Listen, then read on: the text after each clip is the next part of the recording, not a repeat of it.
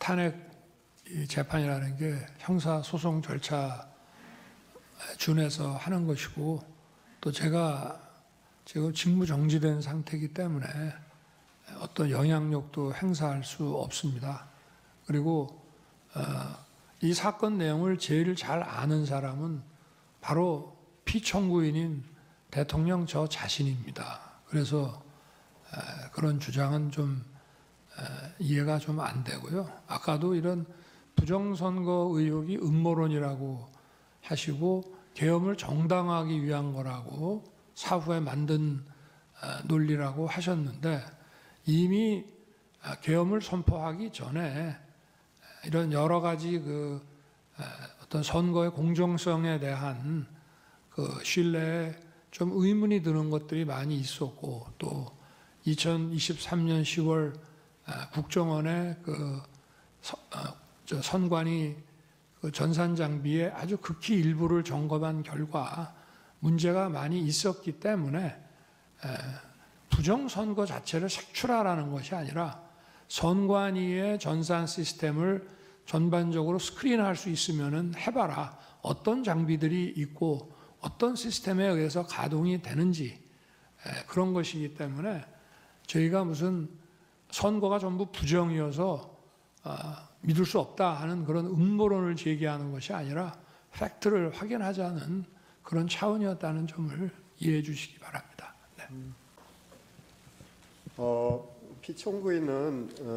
피청구인 측은 지난 2차 변론에서부터 다양한 부정선거 의혹에 대해서 제기하고 있습니다.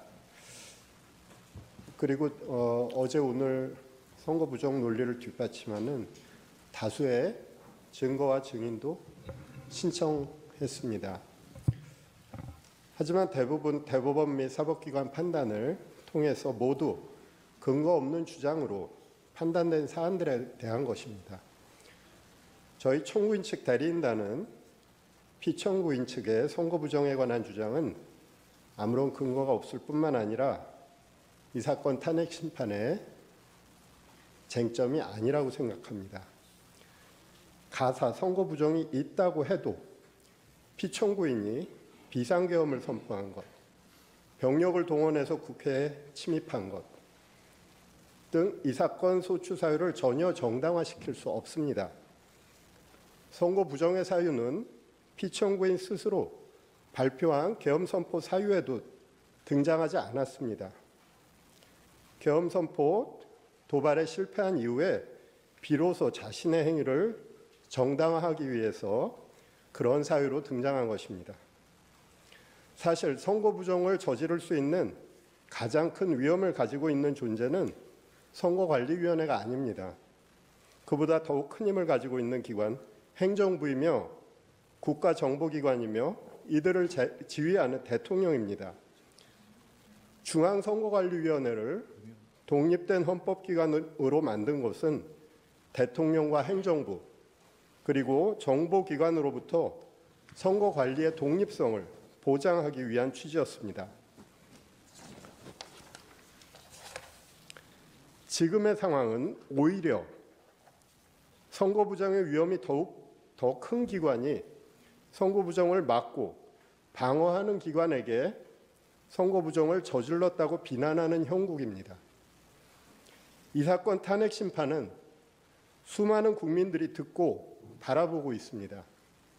그래서 피청구인 측의 기이한 부정선거 주장을 그대로 방치하기는 어렵습니다. 국민들에게 미치는 해로운 영향 때문입니다. 선거 공정성은 우리 민주주의의 생명이며 핵심입니다. 그것을 함부로 쓰레기통 속에 구겨 넣는 주장을 방치한다면 우리 민주주의도 어느 순간 같은 운명에 처할 수밖에 없습니다. 우리 대한민국의 민주주의 헌정 질서를 보호할 필요가 있는 것입니다.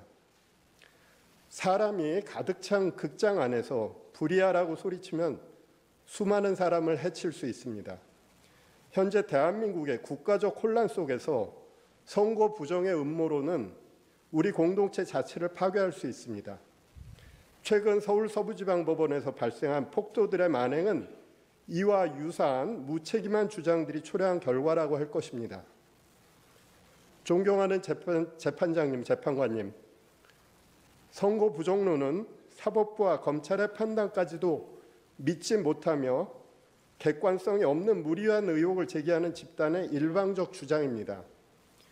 이 사건 탄핵 심판의 쟁점이 아닐 뿐만 아니라 탄핵 심판 이후 오랫동안 대한민국 민주주의를 해칠 수 있는 무책임한 주장입니다. 더 이상 선거 부정의 의혹 제기 그리고 그와 관련한 증거 신청은 적절하게 제한해 주실 것을 요청드립니다. 이상입니다.